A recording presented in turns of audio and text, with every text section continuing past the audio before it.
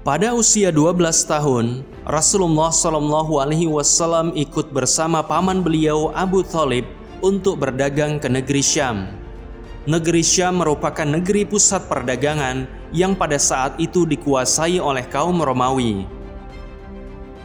Ketika rombongan dagang Quraisy tiba di sebuah daerah bernama Busra, maka mereka berhenti untuk beristirahat. Mereka beristirahat di bawah sebuah pohon di dekat kediaman seorang pendeta, yaitu pendeta Bahira.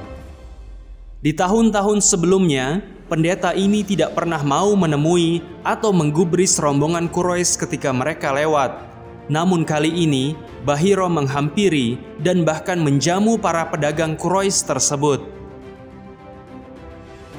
Dalam sirahnya, Ibnu Hisham menuliskan bahwa sebab Bahira menjamu rombongan Quraisy adalah ia melihat awan menaungi Rasulullah dan ranting-ranting pohon menjuntai kepada beliau untuk menaunginya. Ketika melihat tanda-tanda aneh tersebut, ia segera meminta kepada para pembantunya untuk menyiapkan makan demi menjamu para rombongan Quraisy. Pendeta Bahira memang sudah memahami bahwa di zaman tersebut adalah zaman di mana Nabi terakhir akan diutus. Sang pendeta juga berkata kepada orang-orang Quraisy agar para hamba sahaya, anak kecil, orang merdeka yang tua maupun muda untuk ikut serta dalam jamuan makan. Semua orang Quraisy akhirnya ikut dalam jamuan makan tersebut, kecuali Rasulullah kecil yang mereka tugaskan menjaga perbekalan. Bahira lalu memperhatikan mereka yang ada dalam jamuan itu, namun ia tidak menemukan anak kecil yang dicari. Lalu ia berkata kepada orang-orang Quraisy, "Wahai kaum Quraisy, jangan sampai ada yang tidak makan makananku ini." Orang-orang sadar bahwa mereka telah meninggalkan Rasulullah SAW untuk menjaga perbekalan. Akhirnya Rasulullah dibawa masuk dan Bahira menemuinya, memeluknya dan mendudukkan Rasulullah bersama rombongan yang lain. Setelah jamuan makan selesai dan rombongan bubar, Bahira mendekati Rasulullah dan bertanya kepada beliau dengan bersumpah atas nama Latta dan Uzza, berhalanya orang Quraisy.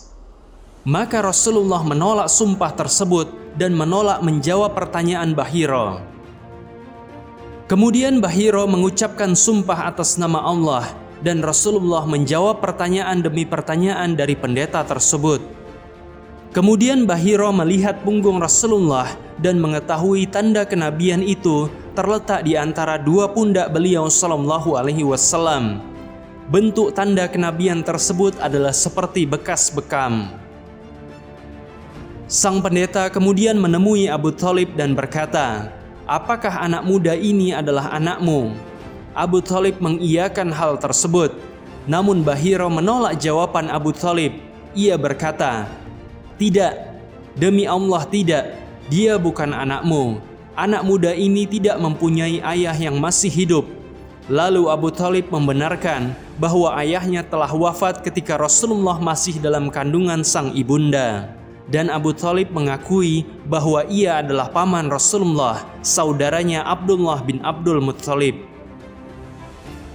Setelah menyaksikan semua tanda kenabian pada diri Rasulullah SAW, Bahira dengan tegas menasihati Abu Thalib agar membawa Rasulullah pulang dan jangan meneruskan perjalanan ke Syam, karena apabila orang-orang Yahudi melihat Rasulullah, maka mereka akan menyakiti atau bahkan membunuhnya. Abu Thalib segera mematuhi ucapan pendeta Bahira dan membawa pulang Rasulullah ke Mekah.